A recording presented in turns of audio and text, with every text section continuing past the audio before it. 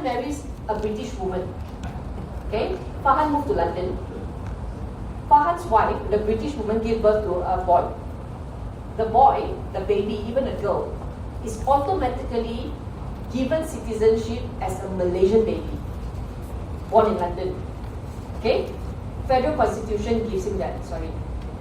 I, Malaysian woman, marry a British man. I give birth in London.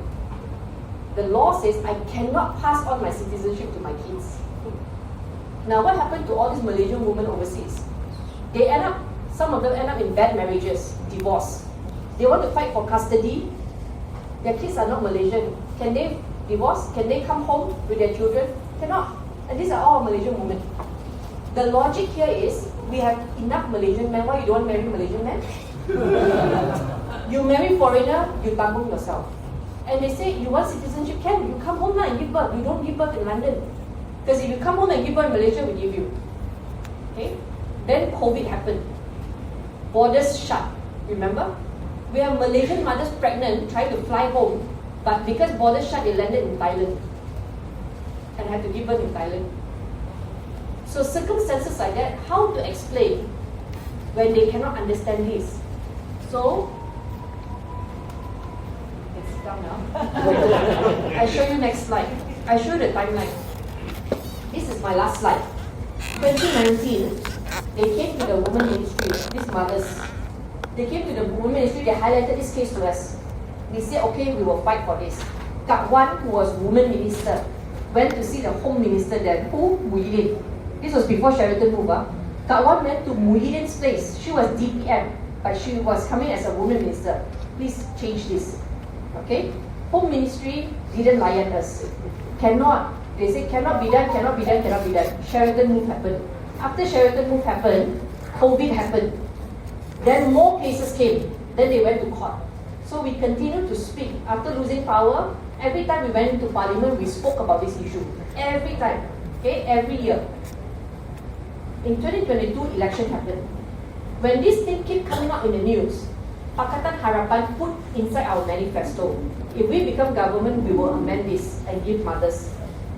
Barisan Nasional also put inside their manifesto and say if they become government, they will amend this. Perikatan Nasional said they will study the matter. Okay? Then government was formed. When government was formed, coalition, unity coalition happened. Then we have to study everybody's manifesto because you want different things, you want different things, so they have a committee to study and say, let's go for the low-hanging fruit. Look for what we agree first.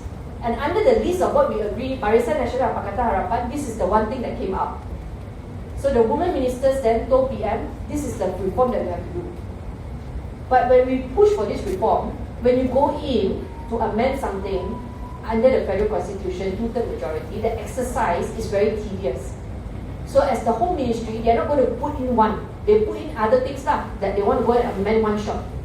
Okay? So you end up having some people say, you have to drop this, how you should only put this in. So a lot of criticism. Okay? But we have to bite the bullet and say, okay, in this list of priorities, what is the single most important thing that we have to deliver first? Okay? And then we do what we can to negotiate. Whatever we can drop, we drop. Whatever we cannot drop, then we have no choice, we have to pursue. So I'm sharing with you this because I'm telling you that the law-making process, especially when you're dealing with so many different powers, then you have council of rulers, it's not a perfect process. But if you're going to sit down and just wait for the perfect process, you will never do anything. Okay? So after this time, last year, Federal Constitution amended, and Malaysian women can now pass on their citizenship if they give birth overseas and if they marry a foreigner. Today it might not affect us. But your daughters, your grandchildren one day may be affected. Okay? So I want to end with this, that there are so many challenges of being in a unity government now. Okay? Preparing, we don't even know how the seat arrangement, seat distribution will look like. We are now in government with MCA. A lot of the DAP seats contested against MCA. How will this look like next election? We all don't know. I really don't know. Over here is you will probably have unity government versus Perikatan Nasional. Okay? So we don't know how things will look like. But I can give you an assurance that whatever we can, under this time limitation, 2 years left, very fast, 2 years left, we have to push for a lot of the reforms. Unfortunately, economy is also not great now, globally. Okay? But the number one priority for this government now is economy. That's why everything they do is all about economy. Okay? Because they say you look after the rice bowl of the people first. So that I can guarantee, give you an assurance that they are all working, focusing on economy. Okay? So I want to close now and let you proceed with your AGM. But when you join the